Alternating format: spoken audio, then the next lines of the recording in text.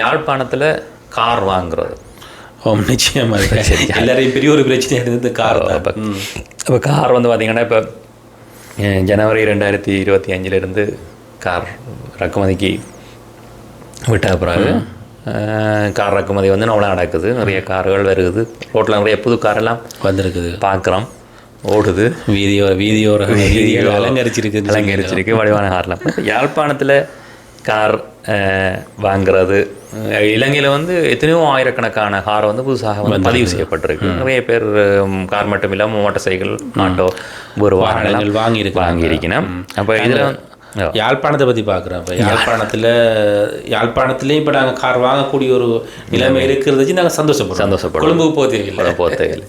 அப்போ யாழ்ப்பாணத்தில் கார் வாங்குறதா இல்லை யாழ்ப்பாணத்தில் இருக்கிறார்கள் கார் வாங்குறதை பற்றி நாங்கள் கொஞ்சம் கேட்கலாம். இப்போ உதாரணத்துக்கு வந்து கார்களில் வந்து இப்போ ஒன்று வந்து நாங்கள் கிட்டத்தட்ட 5 வருஷத்துக்கு அப்புறம் தான் திருப்பி கார்களை பார்க்குறோம், புது கார்களை. அப்போ கார்கள் எல்லாமே வந்து நவீன தொழில்நுட்பங்களோட வந்திருக்கு கடும் தொழில்நுட்பம் எல்லாம் வந்திருக்கு. சில நிறுவனங்கள் எந்த மாற்றங்களையும் செய்யல, அதே மாதிரியான கார்களை வச்சுக்கொண்டு விலையை மட்டும் கூட்டி வச்சுக்கிறது. அப்போ யாழ்ப்பாணத்தில் பார்த்தோம்னு சொன்னால் ஒன்று வந்து இந்த சேல்ஸ் நடக்கிற இடங்கள், கார் விற்கிற இடங்கள், நிறுவனங்கள் காரை கொண்டு வந்து வச்சு விற்கிறார்கள் நிறைய வாங்கியிருக்கணும்.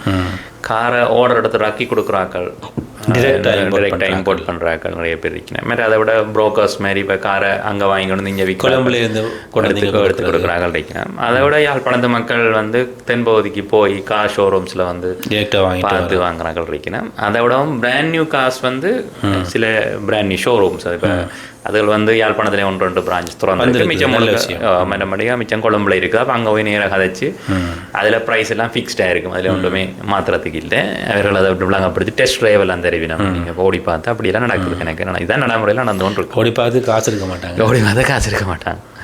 அப்போ இதில் வந்து இப்போ பொதுவாக கொஞ்சம் பிரபலமான கார் நிறைய வந்திருக்கு. அப்போ யாழ்ப்பாண மக்கள் விரும்புகிற கார்கள் கொஞ்சம் பார்த்தோம்னு சொன்னால் என்ன சும்மா சொல்லலாம், டொயோட்டா தான். டொயோட்டாவில் வந்து அப்படின்னு இல்லை, எல்லாமே ஓடுது. ஜப்பான் கார் நாங்கள் அதுக்கு பழக்கப்பட்டுட்டோம். அதுக்கு ஒரு நம்பிக்கை ஒன்று இருக்குன்ற பல்வேறுபட்ட காரணங்களில் நாங்கள் யாழ்ப்பாண மக்கள் ஜப்பான் காரில் தானே முதல்ல தெரிவு செய்கிறது. அப்போ இப்போ யாழ்ப்பாணத்தில் ஆட்கள் வாங்கின கார்கள், வாங்கி கொண்டிருக்கிற கார்கள்னு சொல்லி பார்த்தோம்னு சொன்னால் ஒன்று வெகனார் வந்து சுசுக்கின்ற, அது வந்து முந்தியிலேருந்தே பிரபலம். அதில் வெகனாரில் கஸ்டம் செட், ஸ்டிங்ரே, எஃப்எக்ஸ் அதில் கணக்கு வகைகள் வந்து வருது, மாடல்ஸ் வருது. அப்போ அதில் வாங்கினோம். மற்ற வந்து வெசல், ஹொண்டாண்ட வெசல், அது கொஞ்சம் நிறைய ஓடி தெரியுது. வெசலில் ஜெட் ப்ரீமியம், ஜெட் பிளேன்னு சொல்லி வருது. விலை கூடின கார்கள் நவீன தொழில்நுட்பங்களோட வந்திருக்கு. மற்ற டொயோட்டாவில் வந்து யாரிஸ்ன்றது விட்ஸ் மாதிரியான அப்டேட் உண்டு. யாரிஸ் க்ராஸன் ஒன்று வருது. மற்ற வந்து ஹொண்டாவில் வர சின்ன கார்கள் வந்திருக்கு, இன்பாக்ஸ் அப்படின்னு சொல்லி கார்கள் வந்திருக்கு. மற்ற டொயோட்டாவில் ரூமி என்று ஒன்று வந்திருக்கு, கொஞ்சம் பெரிய கார் உண்டு. மற்ற வந்து இந்த டொயோட்டாவில் வந்து இந்த ரேஸ் என்று சொல்கிறது, ரேஸ் ஒன்று சொல்லி ஒன்று வந்திருக்கு. அதில் 1 லிட்டர் ஒன்றும் வந்திருக்கு, 1.2 ஹைப்ரிட் ஒன்றும் வந்திருக்கு. அது ஒரு நிறைய கார்கள் ஓடி தெரியுது. மற்ற வந்து சுசுக்கியில் வந்து அல்டோ வந்து தெரியும், சுசுகி அல்டோ முந்தினிலேருந்து இருந்த கால் இப்போ கொஞ்சம் நவீனமயப்படுத்தப்பட்டு வந்திருக்கு. அதில் ஹைப்ரிட்டும் இருக்குது, நார்மல் காரும் இருக்குது. நிசானில் வந்து டெய்ஸ் என்ற ஒரு புதுசாக வந்த கார் உண்டு. அது நாங்கள் முந்தி அதை பற்றி எங்களுக்கு அறிஞ்சிருக்கையில் இப்போ புதுசாக வந்தது சின்ன கார் உண்டு, பிரபலியமான கார். நிறைய பேர் அதை வாங்கி கொண்டிருக்கணும். மற்ற வந்து டயாட்ஸ் ஒன்று சொல்கிறது, ஜப்பான் கம்பெனி டயாட்ஸ். அதில் மீரான்ற ஒரு சின்ன கார் வந்திருக்கு. மற்ற டயாட்ஸில் ராக்கி என்று வந்திருக்கு. அது வந்து ரேஸ் மாதிரி இருக்குன்னு பார்த்தேன். அப்போ அதுகள் ஓடிக்கணும். மற்ற நிசானில் வந்து இப்போ ஜப்பான் கார்ஸில் அது வந்து ஜப்பான் எல்லா சில நாடுகளில் செய்யணும். இந்தியா, தாய்லாந்து, இந்தோனேஷியா நாடுகளில் இப்போ அங்கிருந்து வர்ற சில கார்களும் வருது. உதாரணம் அந்த நிசான் மேக்னைட், ஹொண்டாவில் சிட்டி அதெல்லாம் அப்படி வருது. மற்றது வந்து எங்களோட சைனீஸ் கார்கள். அப்போ அது வந்து அதிநவீன தொழில்நுட்பங்களோட வந்து அவர்கள் கம்பெனியை வந்து இங்கே ஓப்பன் பண்ணியிருக்கணும் இலங்கையில். யாழ்ப்பாணத்தில் இன்னும் ஏஜென்ட்ஸ் முழுசாக இயங்க துவங்கையில். உதாரணத்துக்கு பிவைடி பார்த்தீங்கன்னு சொன்னால் சைனாண்ட வந்து உலகத்திலேயே ஃபேமஸாக போய்கொண்டிருக்கு. அப்போ அதில் வந்து ஃபுல்லி எலக்ட்ரிக்கும் இருக்குது, டிஎம்ஐயும் இருக்குது. டியூவல் மோட் இன்டெலிஜென்ட் சொல்கிறது, அது வந்து ஐஸ் கம்பஷனும் இருக்கும், பெட்ரோலும் இருக்கும், இதுவும் இருக்கும். அதோட டாட்டாவில் வந்து இந்தியன் தெரியும் உங்களுக்கு. டாட்டாவில் வந்து டாட்டா கம்பெனி செய்யுது. ஈவியும் இருக்குது, அதில் ஐஸ் இருக்கும், அதாவது பெட்ரோல் இன்ஜின் மேலும் இருக்குது. டோங்ஃபெங்னு ஒரு சைனீஸ் கார் ஒன்று வந்து அதிநவீன தொழில்நுட்பங்களோட வந்து அதை வந்து கொழும்பில் அதில் பிரான்ச் இருக்க நிறைய கார்கள் விற்கணும். ஹுண்டாய்ன்னு சொல்கிறது, ஹைண்டாய்ன்னு சொல்கிறது, அது வந்து அதுவும் ஷோரூம் கொரியன் கார், அது வில்படுது. மற்ற ஜேக்கோன்னு சொல்லி ஒன்று சைனீஸ் ஒன்று, அதுவும் அதிநவீன தொழில்நுட்பங்களோட வந்திருக்கு. மற்ற ஜிஏசின்னு சொல்லி அவங்க பிக்கப் அதுகள் வந்து அதில் குறைவாக ஓடினாலும் யாழ்ப்பாணத்தில் வந்து இலங்கையில் வந்து அதில் ஒரு குறிப்பிட்ட அளவு வந்து வில்பட்டு கொண்டு தான் இருக்கு. இவ்வளவுதான் பொதுவான. அமெரிக்கா டெஸ்லா ஒரு டெஸ்லா யாழ்ப்பாணத்தில் ஹண்டமேர் ஒரு டெஸ்லா ஓடுது. அப்படி அப்போ இவ்வளோதான் கார். அப்போ இதுக்குள்ள மக்கள் வாங்கிக்க இதுகளுக்கெல்லாம் கார்களுக்குள்ள ஒன்று பார்த்து வாங்கினோம். அப்போ இதில் நாங்கள் சொல்ல போகிற சின்ன ஆலோசனை வந்து, இப்போ நாங்களும் காரில் எக்ஸ்பர்ட்ஸ் இல்லை, பட் நாங்கள் சொல்லக்கூடிய சின்ன ஆலோசனை வந்து, ஒரு காரை வாங்க முதல் என்ன செய்யும்? காரை போய் பார்க்கணும். காரை போய் பார்க்கணும். அதுக்கு முதல் ஒன்று இருக்குது, பாவிச்சாகள்கிட்ட கேட்கணும். அதுக்கு முதல் ஒன்று இருக்குது. முதலாவது நீங்கள் முடிவெடுக்கணும் எந்த காரை வாங்க போகிறோம்னு சொல்லி. அதுக்கு முதல் நிறைய ரீட் பண்ண வேண்டி வரும். இப்போ நிறைய யூடியூப்ஸ் வருது, வீடியோஸ் வருது, நிறைய பார்க்கலாம், நிறைய அதை பற்றி கதைக்கலாம், ஒவ்வொரு ஆக்களை கேட்கலாம். மற்றது இன்னத்தை நீங்கள் மெயினாக மனதில் நிற்க போகிறீங்க. இப்போ சில பேருக்கு வந்து ஃபியூல் எக்கனாமி ஒரு பெரிய பிரச்சனை. இப்போ கார் வாங்கிட்டு அதுக்கு பெட்ரோல் செலவழிக்கிறதே பெரிய பிரச்சனை. அப்போ நாங்கள் கூட இப்போ சில வாகனங்கள் வருது 30 கிலோமீட்டர் per லிட்டர் ஓடுற கார்கள் எல்லாம் இருக்குது. வெசல்ஸ் கூட அப்படி ஓடுது. மற்றது இப்போ வேகனார் அப்படி 25-26 ஓடுறதும் இருக்குது. அப்போ அது நல்லமா அல்லது எங்களோட ஆப்ஷன்ஸ் எங்களோட வசதிகளை பார்க்குறோமான்றதை. இல்லாட்டி காரை வாங்கி நாங்கள் வீட்டு வச்சு ஐயோ பெட்ரோல் எடுக்க காசு இல்லை, இது போகிற பெட்ரோலுக்கு ஓடையிலாதுன்ட்டு வச்சு அழகு பார்க்கல பெரிய யோசனை இல்லை. அல்லது வடிவுக்கு மட்டும்தான் வாங்குறோமான்னு சொல்லி அதுக்காக நம்ம ஓகே. அதை விட முதலாவது வந்து பட்ஜெட்டை டிசைட் பண்ணணும். எவ்வளோக்கு நாங்கள் எவ்வளவு இன்வெஸ்ட் பண்ணலாம். அப்போ இதில் ஒரு குட்டி அறிவுரை வந்து என்னென்னு சொன்னால், நிறைய காசை கொண்டே காரு கொட்டுறது வந்து இருக்கிறாக்கள் கொட்டலாம். அது ஒரு பெரிய பிரியோசனம் இல்லைன்னு சொன்னால், காரோட வேல்யூ வந்து உண்மைக்கு நீ குறைஞ்சு கொண்டு தான் போகும். காலத்தில் கார் வேல்யூ கூடிக்கொண்டு இல்லை எதிர்பார்க்குற கஷ்டம். புது கார் வரைக்கும் வந்து பழைய காரோட இப்போ வேறு வேலை குறைஞ்சு கொண்டு போகும். அப்போ இதில் இன்னொரு சின்ன அறிவுரை வந்து, இந்த ஜப்பான் காருக்கு விரும்புகிறாக்கள் இப்போ கம்பெனியில் போய் பிராண்ட் நியூ எடுக்கல, அது பிராண்ட் நியூ கார் வரும். இப்போ ஜப்பான் காருக்கு விரும்புகிறாக்களுக்கு ஒரு சின்ன அறிவுரை வந்து, இந்த பிராண்ட் நியூ ஜப்பானை விட அங்கே ஒரு கொஞ்ச காலம் ஓடின கார் வந்து மெலிவாக எடுக்கலாம். ரீகண்டிஷன் சொல்கிறது அது இங்கே புதுசு மாதிரி தான் வரும். அது வந்து ஜப்பானில் பாவிக்கப்பட்டது கிட்டத்தட்ட புதுசாக தான் இருக்கும். அவங்களோட ரோடு ஒரு 5,000 கிலோமீட்டர் ஓடினாலே புதுசு மாதிரி இருக்குமே. என்னன்னு சொன்னால் அவங்களோட ரோட்ஸ் எல்லாம், அவங்களோட பாவிரன் எல்லாம், பாவிக்கிற விதம் நல்ல. அப்போ அது உண்டு. ரெண்டாவது வந்து நாங்கள் முதல் காய்ச்ச மாதிரி இந்த பேர் இது ஒரு சொல்லுவாங்க வேகனார்னு சொன்னால், வேகனார் ஒரு ஆள் 2-3 பேரை கண்டு அப்படி என்ன இருக்குது, கார் ஓட்டம் அப்படி, ஃபியூல் அப்படி உள்ளுக்கு ஒருக்கா பார்க்கலாம். அல்லது சில ஷோரூம்ஸ் வழியாக கார் நிற்கும், அதை போய் விசாரித்து கேட்டு அதில் பார்த்து முடிவெடுக்கணும். கண்டுட்டு வழித்தோட்டத்தை மட்டும் கண்டுட்டு சில வாங்கக்கூடாது. மற்றது ஆப்ஷன்ஸ்ன்னு சொல்கிறது அது நிறைய ஒரு விஷயம். இப்போ ஒவ்வொன்றிலையுமே ஒரு ஆப்ஷன் சின்ன வித்தியாசம் இருக்கும். அதில் அது இருக்கும், இதில் இருக்காது, இதில் இருந்து அதோட சேஃப்டி ஆப்ஷன்ஸ் எல்லாம் இருக்குது, எத்தனையா பேக் அப்படிலாம் இருக்குது, அதுகளெல்லாம் பார்க்க வேண்டி வரும். மற்றது வந்து யாழ்ப்பாணத்தை பொறுத்த மட்டும் நாங்கள் சொல்லக்கூடிய ஒரு விஷயம் வந்து இந்த லாங் டேர்ம் ரிலையபிலிட்டின்னு சொல்கிறது. இப்போ நீண்ட காலம் பாவிக்கக்கூடிய, உங்களுக்கு தெரியும் நாங்கள் எல்லாமே யுத்த காலங்களுக்கால வந்தாக்கள். அப்போ எங்களுக்கு அப்போ பாவிச்ச சில மோட்டார் சைக்கிள் கூட இப்போவும் ஓடி தெரியுது. அப்போ அந்த லாங் டேர்ம் ரிலையபிலிட்டின்றது ஒரு முக்கியமான விஷயம் எங்களுக்கு. ஏனென்றா நாங்கள் கொண்டே உடனுடனே செலவழிக்கவும் எங்களுக்கு இயலாது. அந்தளத்துக்கு உடனே கொண்டு ரிப்பேர் பண்ணுறதோ பார்ட்ஸை மாற்றுற அளவுக்கு வெளிநாடு மாதிரி எங்களுக்கு வசதியும் இல்லாது. மற்ற 5 வருஷத்தில் கொண்டு போய் காரை கொண்டு போய் எங்கே க்ரஷ் பண்ணுறதோ வெளிநாடுகளில் அப்படி நாங்கள் செய்யறதில்லை. நாங்கள் சின்ன கார் வாங்கினா 20 வருஷம் கூடயும் பாவிச்சு கொண்டு இருக்கோம். அப்போ அதுகளில் தான் சில பேர் இன்னுமே எங்களுடைய சில அனுபவமானாக்கள் வந்து இந்த ஜப்பான் காரை வந்து விரும்பி கொண்டு இருக்கிறோம். ஏன்னு சொன்னால் அது வந்து கண்ணுக்குள்ளால வந்து இருந்து காட்டிட்டு சரி அதுன்னு சொல்லி. அப்போ புதுசாக வந்த கார்களும் சில வேலைகளில் வந்து அதே மாதிரியான பாவனையை காட்டக்கூடும். ஆனால் எங்களுக்கு தெரியல, அது அந்த இருந்துதான் பார்க்க வேண்டி வரும். வெளிநாடுகள் ஒப்பிட்டு பார்க்கலாம். வெளிநாடுகள் ஒப்பிட்டு பார்க்கல வந்து யூரோப்பில் அதுகளில் வந்து நிறைய சைனீஸ் கார் எல்லாம் பாவனைக்கு போய்கொண்டு இருக்குது. மற்றது வந்து இந்த வாங்க முதல் வந்து இப்போ நீங்கள் வந்து ஒரு ஷோரூமில் இங்கே இருக்கிற வாங்கி விற்கிறட்ட வாங்கலாம், ஓட பண்ணி வாங்குற ஒரு ஆட்டம் வாங்கலாம், அல்லது இங்கே கொண்டராக்கி வச்சிருப்பினா அதில் போய் பார்த்து வாங்கலாம். ஆனால் யார்கிட்ட வாங்குறனாலும் ஆக்ஷன் ஷீட்டுன்ற ஒரு சாமான் ஒன்று இருக்குது. ஆக்ஷன் ஷீட்டுன்னு சொல்கிறது ஏலம். ஜப்பானில் வந்து ஏலத்தில் தான் இந்த வாகனங்கள் விற்கப்படும்.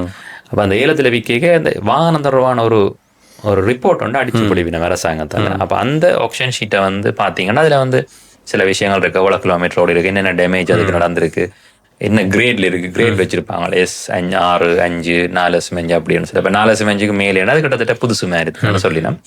அப்போ இதில் ஒன்று இப்போ அண்மை காலமாக கண்டுபிடிச்சினா இலங்கையில் சில நிறுவனங்கள் வந்து போலியான ஆக்ஷன் ஷீட்டை அதெல்லாம் புதுசு இல்லை, புதுசு இல்லை, அதே மாதிரி ஒன்றை தயாரித்து அவங்கள அதை செய்யணும். அப்போ அதையும் வந்து கவனமாக பார்க்கணும். அப்போ இந்த இடத்துல வந்து ஜப்பான் அரசாங்கத்தால், ஜப்பான் வாகனத்தை பற்றி கேட்கிறோம், ஜப்பான் அரசாங்கத்தால் வந்து ஒரு இது ஒன்று செய்திருக்கு. அங்கே இருக்கிற சகல வாகனங்கள் தொடர்பான தகவல்களும் வந்து நீங்கள் எடுக்கலாம். நீங்கள் வந்து அதை எடுக்கலாம். அதாவது அது வாங்கின நாள்ல இருந்து யார் பாவிச்சது, இன்சூரன்ஸ் கிளைம் பண்ணதுல இருந்து, எங்கே அடிபட்டது, என்ன அடிபட்டது, என்ன திருத்தினதுல இருந்து அதில் இருக்கும். அப்போ இது வந்து அதுக்கான வெப்சைட்ஸ் இருக்குது. நாங்கள் இங்கே இருந்தே எடுக்கக்கூடியதாக இருக்கும். நாங்கள் அதுக்கு காசு கட்ட வேண்டி வரும். கிட்டத்தட்ட எங்களுக்கு அதில் ஒரு 5000 6000 கட்ட வேண்டி வரும். அதாவது காவிஎக்ஸ் ஜேபின்னு ஒரு வெப்சைட் இருக்குது, காச்செக் ஜேபின்னு ஒன்று இருக்குது, வின் மாஸ்டர் கோன், இப்படி நிறைய வெப்சைட்ஸ் இருக்குது. இதுக்கு போயிட்டு நாங்கள் கிரெடிட் கார்டில் கட்டணும். கட்டினோடனே உங்களுக்கு ரிப்போர்ட் வந்து 2 நாளுக்குள்ள வரும். அப்போ வாங்க முதல் இந்த ஆக்ஷன் ஷீட்டில் இருக்கிற விவரத்தின் செஸ் நம்பரை கொடுத்தோன்னே உங்களுக்கு ஃபுல் டீட்டெயில்ஸ் வந்து வரும். அப்போ இவர் விற்கிறவர் போய் சொல்கிறாரு இல்லையான்றது வந்து இதில் நீங்கள் கண்டுபிடிக்கலாம். அது ஒரு வழி உண்டு. மற்றது வந்து இந்த சில வசனங்கள் உங்களுக்கு வளமையாக தெரியும், எல்லா இடங்கள்லையும் வந்து நாங்கள் ஏமாற்றப்படுற சந்தர்ப்பம் வந்து அது கூட. இப்போ சில இதுகள் வந்து உண்மைக்கு கொஞ்சம் ஏமாத்துற மாதிரியான விஷயங்கள். இப்போ உதாரணத்துக்கு பார்த்தீங்கன்னு சொன்னால் உங்களுக்கு வந்து 3 வருஷம் வாரண்டி தருவோம்னு சொல்லுவேன். சரிதானே? அப்போ ஃப்ரீ சர்வீஸ் தருவோம். அப்போ இதுகளை அது தந்தா தரட்டும், அது நல்ல சந்தோஷம். ஆனால் அதை வச்சுக்கொண்டு நீங்கள் கார் வாங்குறது முடிவெடுக்காதீங்க. ஏன்னு சொன்னால் இப்போ உதாரணத்துக்கு 3 வருஷம் வாரண்டின்றது என்னென்னு சொன்னால், உண்மையாக கழிச்சோம்னு சொன்னால் இந்த புதுசாக வர சைனீஸ் கார்களோ ஜப்பான் கார்களோ வந்து 3 வருஷத்துக்கு எந்த ஒரு பிரச்சனையும் தராது. கன்ஃபார்ம் 3 இல்லை 5 ரகம் 8 வருஷத்துக்கு மட்டும் எந்த பிரச்சனையும் தராது. அப்போ 3 வருஷம் வாரண்டின்றது எங்களை ஒரு மாத்திர ஒரு வேலை, அது கட்டாயமான விஷயமும் இல்லை. சரி, அந்த வாரண்டி அப்போ நான் ஒரு சேல்ஸ் வச்சுக்கிற ஆளை கேட்டேன். அப்போ அந்த வாரண்டி பிழைச்சா என்ன செய்வீங்கன்னு சொன்னால் அவர் ஒரு இடத்தை சொன்னார், நான் அங்கே கொடுத்து ஃப்ரீயாக திருத்தி தருவோம்னு சொல்லி. அப்போ அவர் சொன்ன இடம் என்ன மாதிரி இடம்னு சொன்னால், ஸ்கேன் எங்களோட வெஹிக்கிள் ஸ்கேனில் வர இங்கிலீஷை வாசிக்க தெரியாமல் இன்னொரு கொடுத்து வாய்ச்ச ஒரு இடம் தான் அது. அப்போ அதாவது அவ்வளோ ஒரு கார்களை இம்போர்ட் பண்ணி விற்கின்ற பிரதான நிறுவனங்கள் கூட 3 இயர்ஸ் வாரண்டின்னு சும்மா சொல்றாங்க. இந்த வாரண்டியை வந்து இப்போ டொயோட்டா காராக இருந்தால் டொயோட்டா நிறுவனம் தர வாரண்டி அல்ல அது இல்லையோ, அது அவங்க ஏதோ தருவாங்க, இது ஒரு சர்வீஸ் சென்டர்ல தருவாங்க, அவ்வளோதான். மற்றபடி யாழ்ப்பாணத்தை பொறுத்தவரை நாங்கள் அதை ஏமாறக்கூடாது. என்னென்னு சொன்னால் யாழ்ப்பாணத்தில் அந்த அளவுக்கு தரமான ரிப்பேர் பண்ணுற நிறுவனங்கள் இன்னும் இல்லை. தொழில்நுட்பங்கள் கிடையாது. அப்போ அதுக்கு வந்து அப்போ நாங்கள் எங்கே செய்வீங்கன்னா அந்த சந்தையில் இருக்கிற நான் அந்த ரிப்பேர் கடையில் விட்டு செய்வேன்னு சொல்லி இந்த நவீன வாகனங்களை அதில் விட்டு செய்யலாது. அப்போ நாங்கள் ரிப்பேர்னு சொன்னால் அதுக்குரிய தரமானது தான் போகணும். அப்போ நான் சொல்ல வர்றது, இந்த வாரண்டிக்காக ஓகே இவர்கிட்ட நாங்கள் வாங்குவோம்னு சொல்லி முடிவெடுக்க தேவையில்லை. அதை விட 3 ஃப்ரீ கார் சர்வீஸ்ன்னு சொல்லி எல்லாரும் சொல்லுவேன். அது என்ன ஏமாத்து வேலைன்னு சொன்னால், அங்கே கார் சர்வீஸ்ன்னு நாங்கள் வீட்டை கழுவுறது, அப்போ அது மட்டும்தான் ஃப்ரீ ஒழிய, கழுவி துடைக்கிறது ஃப்ரீ ஒழிய நீங்கள் ஆயில் ஃபில்டர் காசெல்லாம் கொடுக்கத்தான் வரும். அப்போ அந்த கலவர காசு 1000 1500 ரூபா தான் எங்களுக்கு ஃப்ரீன்னு வரும். அப்போ அது விளம்பரத்துக்கு 3 ஃப்ரீ கார் சர்வீஸ்ன்னு சொல்லி இருக்கும். மற்றது இன்னொன்று சொல்லுவீனா, அது நிறைய பேர் வந்துருக்கணும், இதுக்கு அந்த ஆக்ஷன் ஷீட் சொன்னாங்களா, ஏலத்தில் விற்கப்பட்ட இது இல்லை, அது ஏதோ இதுக்கு வேற இல்லை. ஆனால் என்ன பிரச்சனைனா எங்கிட்ட கொண்டு வாங்க, நாம பார்த்து செய்து விடுறோம் அப்படின்னு சொல்லி. அப்படியான கார் கடைசி மட்டும் வாங்கக்கூடாது. என்னன்னு சொன்னால் அது கார், அதாவது ஆக்ஷன் ஷீட்ல வந்து ரிஜெக்ட், அது வந்து ரிப்பேர் இதுக்கு போனது, என்ன சொல்ல ஆக்சிடென்ட், மேஜர் ஆக்சிடென்ட் பண்ணப்பட்டது வந்து அங்கே அதுக்கண்ட ஒரு நிறுவனம் இருக்குது. அதை எடுத்து அதை திருத்தி இங்கே அனுப்பும். இங்கே அனுப்பினோடனே அது கொழும்புக்குள்ளால வந்து இங்கே இருக்கிற டீலர்ஸ் சில பேர் அதை செய்து அது புதுசாக வரும். அங்கேயெல்லாம் செய்து வரக்கூடிய புதுசு மாதிரி இருக்கும். அப்போ நீங்கள் அதை வந்து என்ன விதத்துலையும் கண்டுபிடிக்கிற கஷ்டம். எக்ஸப்ட் அந்த இதில் அந்த வெப்சைட்டுக்கு போய் கண்டுபிடிச்சா உங்களுக்கு நிறைய ஆக்சிடென்ட் பட்டதெல்லாம் அதில் காட்டும். அப்போ ஆக்ஷன் ஷீட் இல்லாத எந்த ஒரு காரையும் வந்து பர்ச்சேஸ் பண்ணக்கூடாது. மற்றது வந்து இந்த 1 டே லீசிங்னு சொல்லுவாங்க. லீசிங் அரேஞ்ச் பண்ணி தரேன், 1 டே லீசிங்னு சொல்லி லீசிங் எடுத்தீங்கன்னா தான் தெரியும் உங்களுக்கு அது 1 டேயா 1 மந்த்தான்னு சொல்லி. சரி தானே, 1 டேல அவன் கதைப்பான், ஸ்பாட் லீசிங் கதைப்பான். இப்போ அதுக்கு பிறகு சில லீசிங் கம்பெனி டாக்குமெண்ட் கேட்க விளங்கும். சில லீசிங் கம்பெனி வந்து உங்களோட வீடு அங்கே இருக்குன்னு கேட்டுட்டு வீட்டுக்கு போய் குசினி பெட்ரூம் படம் எல்லாம் எடுக்கிறாங்க. ஏனெண்டு அது நாங்கள் தச்சல வேண்டாம் அந்த பெட்ரூம் குசினியில வச்சு பிடிக்கிறதுக்கான்னு சொல்லி. அப்போதான் தெரியும் லீசிங் போடுற லீசிங் வந்து அவ்வளோ சிக்கணும். அப்போ இந்த ஒன் டே லீசிங் நாங்கள் அரேஞ்ச் பண்ணி தரோம்னு சொல்லி சில சேல்ஸ் சொல்கிறது என்னத்துன்னு சொன்னால் அந்த லீசிங் பிடிக்கிறதுக்காக என்ன ஒன் டே லீசிங் என்ன சொன்னால் லீசிங் கம்பெனி நம்பரை தர அவ்வளோ அவருங்களோட கதைப்பார் அவ்வளோ. அதுக்கு பிறகு அவருக்கு கம்பெனிக்கும் அந்த வித்த கார் கம்பெனிக்கும் லீசிங் எந்த சம்மந்தமே இல்லை. அப்போ இவ்வளவு நடந்துட்டு இருக்கும். இப்போ இதுகளை வந்து நாங்கள் வாங்குறதுக்கு முதல் கவனிக்கணும் இருக்கும். மற்றது வந்து இப்போ வடிவா 4-5 இடத்துல நாங்கள் விசாரிச்சு கொண்டு போயிருக்கல. சில இடத்துல வந்து 4-5 லட்சம் கூட வித்தியாசமா இருக்கும் கார் ப்ரைஸ். அப்போ அது வந்து நியாயமானதாக இருக்கும். மற்ற வேலை இல்லைன்னு சொன்னால் நீங்கள் அதை வந்து எடுக்கக்கூடியதாக இருக்கும். அப்போ சமரியா சொன்னோம்னு சொன்னால் இலங்கையில் நிறைய கார் விற்கிற இடங்கள் இருக்கு. ஜப்பான் வேறு நாடுகள்ல இருந்து வருது. மற்றது வந்து பெருமளவை கொண்டே காரக்க போடுறதை விட நாங்கள் எக்கனாமியா நல்ல கார் பாதுகாப்பான கார் வந்து தேவையான மாதிரி காரை மற்றது நீங்கள் யார் எவ்வளோ வசதி இருந்தாலுமே ஃபியூல் எக்கனாமின்றது ஒரு முக்கியம். இந்த ஓடைக்குள்ள பெட்ரோல் வந்து நிறைய பாவிக்கும்.